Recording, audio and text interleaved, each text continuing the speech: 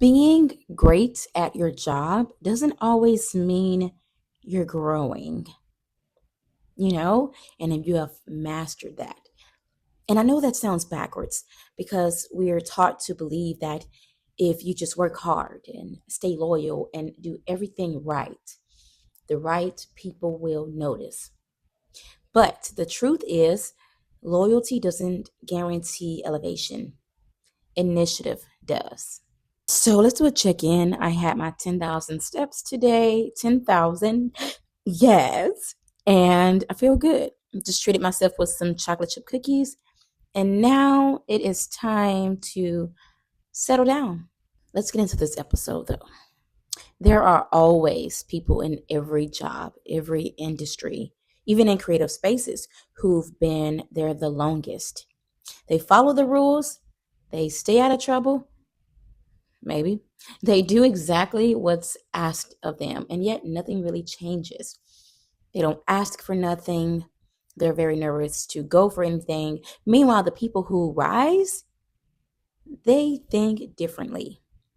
They ask questions. They don't just do the job, they improve the job. They're not willing to be told what to do because they understand that leadership isn't about permission, it's about perspective. It's about seeing what could be better and daring to speak up even when it's uncomfortable. As artists, that same thing happens. Everyone's trying to follow what's trending, what's going viral, what's safe, what's usual, what are the other paths that other people have done. But real growth comes when you stop chasing the crowd and start trusting your own creative judgment. You start applying what you know, your experiences, your craft, your instincts, and you lead from that.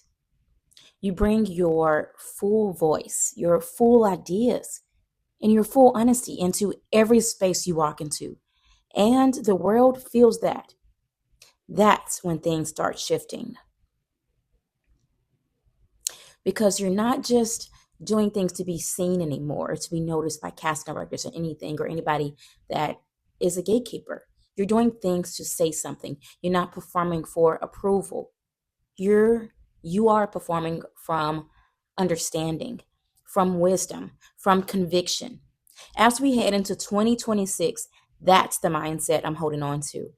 Not just creating content for the sake of it, but showing the process, being bold enough to let people see the making and the behind the scenes and the ideas and the failures, the thoughts, the rebuilds, everything on a safe platform. Okay. Because I can't let people watch me for free. It's no longer about perfection. It's about presence and perception. Okay. Because your process is the proof. Not everybody else's. Okay. 2026, it's about applying what we know, repeating what everybody else is doing.